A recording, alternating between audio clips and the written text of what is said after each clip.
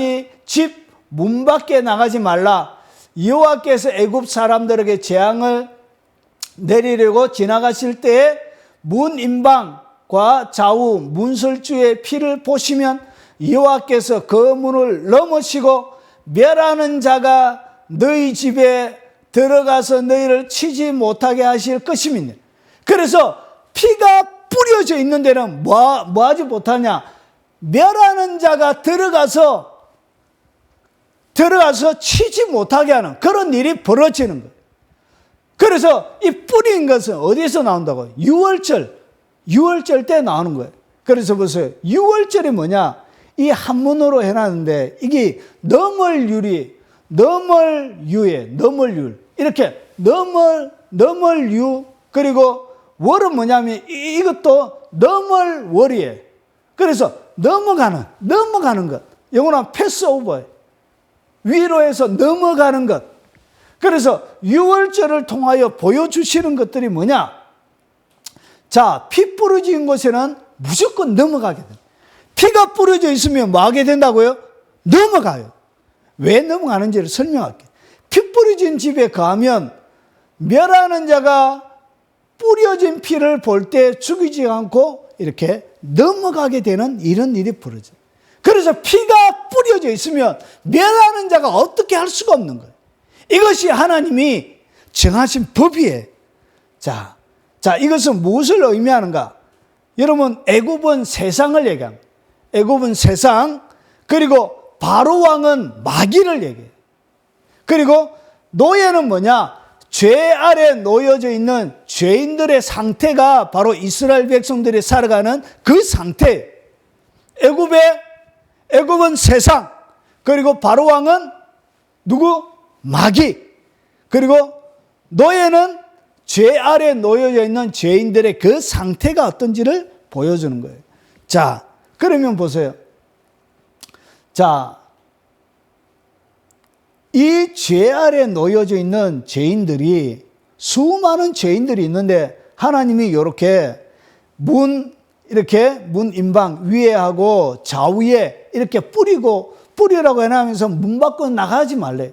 그런데 요 안에 이 집안에 어떠한 죄인이 있을지라도 흉측하고 살인자나 입에 담을 수 없는 엄청난 죄를 지은 죄인이 있을지라도 피 뿌려져 있는 집안에 들어가면 이 사람이 죽을까요? 안 죽을까요? 안 죽어요. 왜 하죠? 피가 뿌려져 있으면 어떤 죄인, 어떤 죄를 지었든지 넘어가는 거예요. 이것이 하나님의 법이에요, 법. 피가 뿌려져 있으면 넘어가는 거예요, 무조건. 자, 그래서 보세요. 이것이 인류가 어떻게 구원받을지를 이렇게 설명하고 있는 거예요. 자, 노예는 죄인입니다. 그런데 보세요. 피가 이렇게 뿌려져 있어요.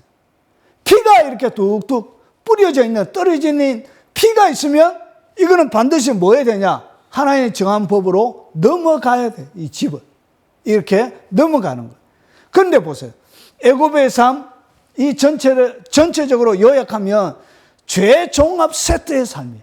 모든 죄악의 종류가 애굽에 전체적으로 다 있습니다. 그 종합적인 그 죄의 삶이 있지만 그럼에도 불구하고 오늘 이 피가 뿌려져 있으면 뭐하냐? 넘어가는 거예요.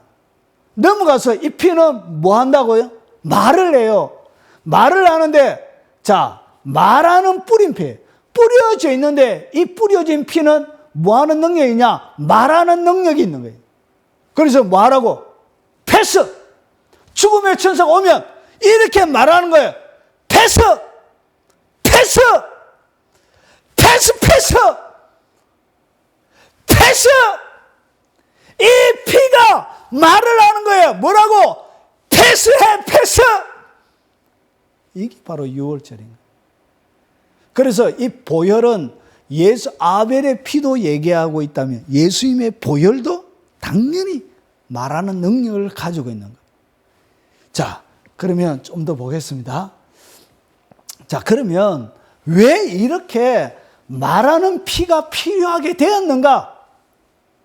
왜 이 말하는 피가 필요한가? 하나님의 큰 계획 가운데 이게 왜 그렇게 필요한가? 자, 하나님께서 죄 때문에 인간들과 함께 하실 수가 없게 된 거예요. 자, 도대체 무슨 일이 벌어지는가? 자, 보세요. 자, 우리가 믿는 하나님은 삼위일체 하나님. 삼위일체 하나님. 자, 성부 하나님은 뭐 하시는 분이냐? 계획하시는 분이에요. 그래서 아버지의 뜻, 뜻, 이렇게 나오죠. 그래서 성부 하나님은 계획하시는 분이고, 성자 하나님, 이분이 예수님이죠. 성부 하나님이 계획하신 것을 다 성취하시는 분, 이 땅 가운데 만드시는 분이 누구냐? 그분이 바로 예수님이세요. 그분이 바로 성자 예수님이세요. 그래서 보세요. 빛이 있으라 하심에 빛이 있었더라. 그래서 누가 말씀으로 천지를 만드셨는데 말씀하신 그분, 하나님이 천지 만물을 만드실 계획을 갖고 계셨다면 실제적으로 말씀하신 그분이 누구죠? 그분이 예수님이죠. 태초에 말씀이 계시니라. 이 말씀이 하나님과 함께 계셨으니 이 말씀은 곧 하나님이시라. 그래서 빛이 있으라 하심에 빛이 있었더라 하셨던 말씀, 빛이 있으라고 말씀하셨던 그분이죠. 그분. 그래서 하나님이 계획하신 것을 다 이 땅 가운데 성취하신 분은 누구냐? 그분이 바로 성자 하나님 예수님이세요. 그 창조주이죠. 그리고 나서 성령 하나님은 뭐 하시냐? 성령 하나님은 성부 하나님이 계획하시고, 그리고 예수님이 이 땅 가운데 다 성취하신 것을 우리에게 적용시키는 분이에요. 이 하나님의 모든 것, 예수님이 이루신 모든 것을 우리에게 적용시키시고, 그리고 우리와 관계를 가지시고 우리에게 전달해 주시는 분이 누구냐? 그분이 바로 성령님이세요. 그래서 은혜와 사랑, 하나님의 은혜와 사랑, 하나님과의 깊은 교제는 아담도 누구를 통하여? 성령을 통하여. 이해가 되십니까? 누구를 통하여? 성령님을 통하여 하나님과 교제를 했던 거예요. 성령님을 통하여 에덴 동산 가운데 거니시면서 이 성부, 성자, 성령 하나님을 경험하고 하나님을 누렸던 거예요. 아담이. 누구를 통하여? 성령님. 그런데 보세요. 이 예를 들어서 설명하면 이런 거예요. 댐이에요. 댐. 댐을 하나 만들려고 하면 성부 하나님은 설계도를 만드신 거예요. 댐의 설계도를 만드시고, 그리고 성자 예수님이 와서 댐을 직접 만든 거예요. 댐을 직접 만들고, 그리고 성령 하나님은 어떻게 했냐? 댐을 만들고 나서 생기는 전기를 각 가정 가운데 각 가정으로 나누어 주시는 분이 누구냐? 그분이 바로 성령님이에요. 그래서 이 성령님이 우리에게 모든 것을 다 전달해 주시는 분이에요. 그런데 보세요. 인간이 범죄함으로 인간의 삶에 가장 치명적인 제약을 받으신 하나님은 누구실까요? 원래 하나님, 성부 하나님 계획하신 분이죠. 성자 예수님이 만드신 분이에요. 실제로 우리와 관계를 가지고 은혜와 사랑도 우리 감정적으로 느끼게 하고 의지적으로 행동할 수 있게 만들어 주시고, 그리고 하나님의 사랑을 우리가 이 땅 가운데 충만하게 우리의 영혼으로 누리게 하시는 분은 성령님이세요. 그래서 보세요.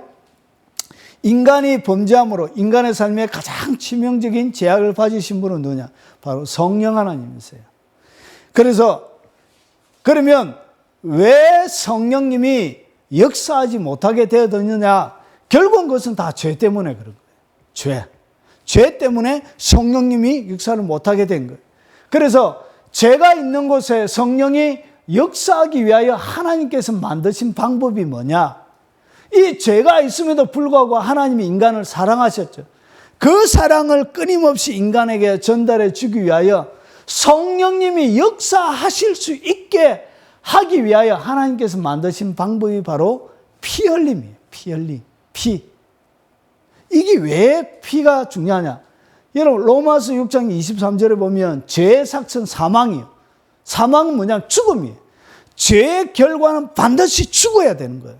반드시 죽어야 되는데 레위기 17장 11절에 보면 육체의 생명은 피에 있음이라 내가 이 피를 너희에게 주어 제단에 뿌려. 그래서 뿌리는 거예요.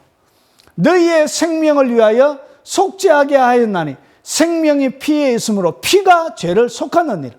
그래서 인간이 하나님 앞에 죄를 짓지요. 그러면 이 죄의 결과는 반드시 그가 뭐 해야 되냐? 죽어야 되는 거예요. 반드시 죽어야 되는 거예요. 이게 하나님의 법이에요. 그래서 이 죄, 사망, 그러면 죽으면 죽음을 다른 말로 하면 뭐와 같으냐? 생명을 내어놓는 것, 생명을 버리는 것, 생명을 잃어버리는 것이 결국은 뭐 하는 거예요? 그게 바로 죽는 거예요. 죽는 것이 뭐냐? 생명을 잃어버리는 것이 그게 죽음이에요. 그러면 생명을 잃어버린 것과 똑같은 것이 뭐냐? 결국은 피를 흘리면 육체의 생명은 어디냐? 피에 있는 거예요. 육체의 생명은 피에 있기 때문에 생명을 버린다는 것은 결국은 뭐와 같은 거냐? 피를 흘리면 생명을 버린 것과 똑같은 것이 되는 거예요. 여기까지 이해가 되시죠?